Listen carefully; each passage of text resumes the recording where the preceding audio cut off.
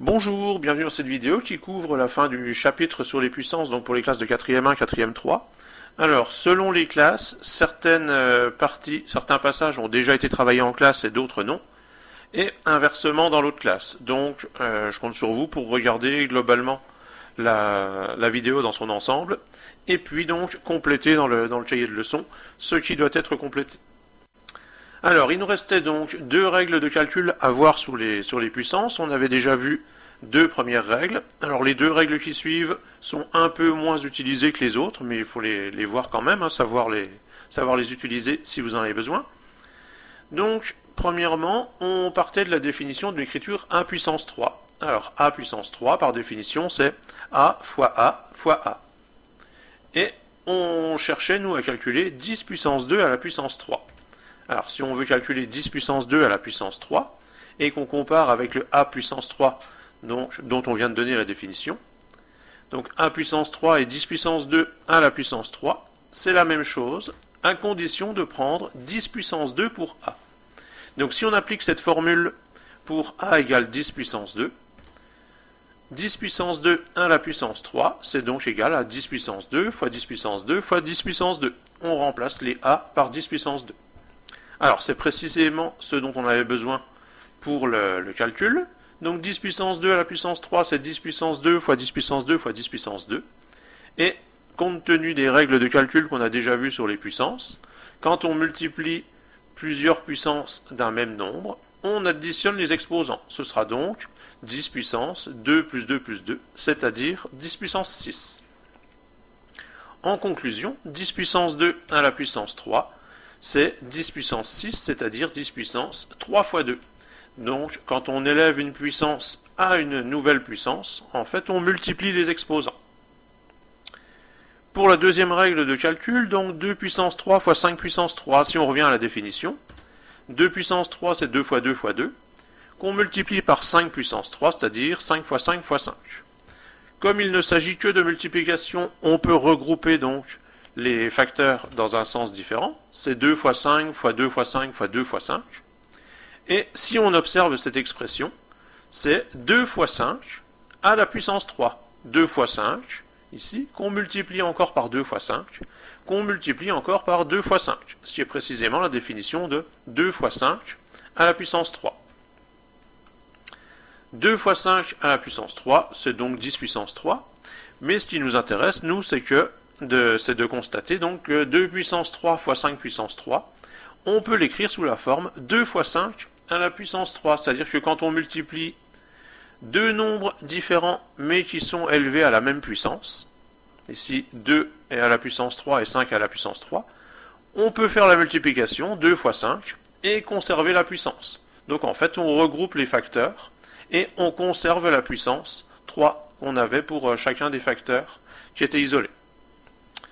Alors, en application de ces deux règles, 10 puissance 4 à la puissance 3, donc on est dans le cas où on multiplie les exposants ici, ce sera donc 10 puissance 12. 4 puissance 7 fois 25 puissance 7, on est dans le cas où on multiplie deux nombres qui ont la même puissance. On va donc faire 4 fois 25 qui fait 100, c'est donc 100 puissance 7. Et ici, une combinaison des deux exemples, donc 0,2 puissance 4 fois 50 puissance 4, le tout à la puissance 3. On commence par calculer 0,2 puissance 4 fois 50 puissance 4. Alors, on est dans le cas où on multiplie deux nombres qui sont à la même puissance. On peut donc d'abord calculer 0,2 fois 50, ce qui fait 10. C'est donc 10 puissance 4 élevé à la puissance 3. Et 10 puissance 4 élevé à la puissance 3, on l'a calculé tout au début ici, c'est 10 puissance 12. Alors, si on revient maintenant aux puissances de 10, 10 puissance 3, on a vu que c'était 1000, 10 puissance 2, c'est 10 fois 10, 100, 10 puissance 1, 10, et 10 puissance 0, c'est 1. Ça, c'est toutes les puissances sur lesquelles on a déjà travaillé depuis qu'on travaille sur les puissances d'exposants positifs. Alors, si on regarde, à chaque fois qu'on diminue l'exposant de 1, quand on passe de 10 puissance 3 à 10 puissance 2, puis de 10 puissance 2 à 10 puissance 1, et de 10 puissance 1 à 10 puissance 0, on passe de 1000 à 100, donc on divise par 10. On passe de 100 à 10, on divise à nouveau par 10. Et de 10 à 1, on divise par 10. Du coup, ce qu'on va faire, c'est qu'on va créer artificiellement des puissances de 10 d'exposants négatifs. On va continuer à baisser l'exposant de 1. On va donc écrire 10 puissance moins 1. Et ici, donc, divisé par 10. 1 divisé par 10, ça nous donne 0,1. On continue, on rebaisse l'exposant de 1. 10 puissance moins 2. Ça va être 0,1 divisé par 10, donc 0,01. On baisse encore l'exposant de 1, 10 puissance moins 3. On divise donc 0,01 par 10. Ça nous fait 0,001. Alors maintenant, ces nombres, si on les écrit sous forme fractionnelle, je vais retirer les divisions par 10. 0,1, c'est 1 dixième. 0,01, c'est 1 centième, 1 divisé par 100. Et 0,001, c'est 1 millième. Et ce 1 dixième, 10, je vais l'écrire sous la forme 10 puissance quelque chose. Alors 10, on a vu que c'était 10 puissance 1. Donc ici, c'est 1 sur 10 puissance 1. 1 centième, 100, c'est 10 puissance 2. C'est donc 1 sur 10 puissance 2. 1 millième, 1000, on a vu que c'était 10 puissance 3. C'est donc 1 sur 10 puissance 3. Et ce que ça permet d'observer, c'est que ces écritures artificielles, donc 10 puissance moins 1, 10 puissance moins 2, 10 puissance moins 3, elles vont avoir une signification. Donc 10 puissance moins 1, c'est 1 sur 10 puissance 1. 10 puissance moins 2, c'est 1 sur 10 puissance 2. 10 puissance moins 3, c'est 1 sur 10 puissance 3. Donc ces écritures au départ qui sont complètement artificielles, prennent donc finalement un sens par rapport aux puissances de 10 qu'on connaissait déjà. Alors les observations qu'on fait sur 10 puissance moins 1, 10 puissance moins 2, 10 puissance moins 3, on pourrait les poursuivre sur 10 puissance moins 4, moins 5, moins 6, etc. Et donc ça nous conduit à une définition des puissances de 10 d'exposants négatifs. Donc si n est un entier positif, le nombre 10 puissance moins n, on va le définir par 10 puissance moins n égale 1 sur 10 puissance n. C'est précisément ce qu'on a observé pour 10 puissance moins 1, 10 puissance moins 2, 10 puissance moins 3. Et cette définition, elle reste valable si on prend un autre nombre que 10, c'est-à-dire 2 puissance moins 3, ce serait 1 sur 2 puissance 3. 5 puissance moins 1, c'est 1 sur 5 puissance 1. Néanmoins, pour des nombres autres que 10, ces définitions n'ont aucun intérêt. On n'utilise jamais les nombres 2 puissance moins 3 ou 5 puissance moins 1. Les puissances d'exposants négatifs, on les utilise vraiment que pour des puissances de 10. Et on va vite voir pourquoi. Toutes les règles qu'on a vues, donc les règles de calcul et les notations scientifiques, elles restent valables avec les puissances d'exposants négatifs.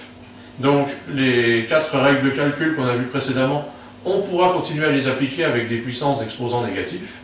Et puis, on va pouvoir donc définir l'écriture scientifique, donc avec des puissances d'exposants négatifs. Alors, on a vu que 10 puissance moins 1, ça correspond à 1 dixième, 10 puissance moins 2, 1 centième, 10 puissance moins 3, 1 millième. Ça veut dire que multiplié par 10 puissance moins 1, c'est la même chose que multiplié par 1 dixième. Or, multiplié par 1 dixième, c'est la même chose que divisé par 10. Donc, multiplié par 10 puissance moins 1, ça revient à diviser par 10. 10 puissance moins 2, c'est la même chose que 1 centième. Donc, multiplié par 10 puissance moins 2, ça revient à multiplier par 1 centième. Et multiplié par 1 centième, c'est précisément divisé par 100. Donc, multiplié par 10 puissance moins 2, c'est la même chose que divisé par 100. Multiplié par 10 puissance moins 3, ça revient à multiplier par 1 millième. Et multiplié par 1 millième, ça revient à diviser par 1000. Alors, ces observations, elles vont nous permettre de définir les écritures scientifiques pour des très petits nombres. Par exemple, si on prend 0,0015. Donc, on a vu que l'écriture scientifique d'un nombre, elle correspond à écrire ce nombre sous la forme du produit d'un nombre qui est entre 1 et 10 par une puissance de 10. Donc, ici, si on part d'un nombre qui est entre 1 et 10, il faut qu'on parte de 1,5. Et partant de 1,5 pour arriver à 0,0015, je dois diviser par 1000. 0,0015, c'est donc 1,5 divisé par 1000. Et divisé par 1000, on a vu que c'était multiplié par 10 puissance moins 3. 0,0015, c'est donc 1,5 fois 10 puissance moins 3. Si on prend un autre exemple, 0,042. Pour avoir une écriture scientifique, je dois partir d'un nombre qui est entre 1 et 10, donc je vais partir de 4,2. 0,042, ça correspond à 4,2 divisé par 100. Et divisé par 100, on a vu que c'était multiplié par 10 puissance moins 2. C'est donc 4,2 fois 10 puissance moins 2. Ces deux nombres-là, ce sont les écritures scientifiques de 0,0015 et 0,042. Alors, en pratique, et notamment en physique, quand vous aurez besoin des écritures scientifiques, donc des grands nombres ou des petits nombres, en fait, 0,0015, on part de 1,5 pour avoir une écriture scientifique, et pour arriver à 0,015, on a besoin de décaler la virgule de 3 rangs vers la gauche, pour l'amener ici. Décaler la virgule de 3 rangs vers la gauche, c'est multiplier par 10 puissance moins 3. Le moins indiquant que la virgule est décalée vers la gauche. 0,042, donc on part de 4,2. On a besoin de décaler la virgule de 2 rangs vers la gauche pour arriver à 0,042. Décaler la virgule de 2 rangs vers la gauche, c'est multiplier par 10 puissance moins 2. Alors, deux derniers petits exemples pour terminer. Vous essayez de me donner les écritures scientifiques de ces deux nombres-là, donc 0,000708 et 0,0000034. Donc vous faites une petite pause hein, pour essayer de les écrire, et puis on les corrige. Donc 0,000708. Pour avoir une écriture scientifique, il faut qu'on parte d'un nombre entre 1 et 10. On va donc partir de 7,08. Et partant de 7,08, pour arriver à 0,000708, on a besoin de décaler la virgule de 4 rangs vers la gauche. C'est donc 7,08 fois 10 puissance moins 4. 0,00000034, on part de 3,4 pour avoir une écriture scientifique. Et pour arriver à ce nombre-là, on a besoin de décaler la virgule de 1, 2, 3, 4, 5, 6, 7, 8 rangs vers la gauche. Décaler la virgule de 8 rangs vers la gauche. Ce sera donc multiplié par 10 puissance moins 8. Donc 3,4 fois 10 puissance moins 8. Alors après avoir vu cette notion donc en classe, on a travaillé quelques petits exemples dans le cours, et puis quelques exercices dans le TD, qui sont à terminer pour les 4e 1 pour lundi. Alors, pour terminer, quelques petits exemples dans le cours. Donc, 10 puissance moins 2 sous forme décimale, on vient de le voir, c'est 0,01. Et 10 puissance moins 3, 0,001. Du coup, 4 fois 10 puissance moins 2, ça va être 4 fois 0,01, c'est donc 0,04. Et 7 fois 10 puissance moins 3, c'est 7 fois 0,001, donc 0,007. Pour l'écriture des nombres sous forme scientifique, donc pour écrire 0,0008 sous forme scientifique, on a besoin de partir d'un nombre entre 1 et 10, donc on part de 8.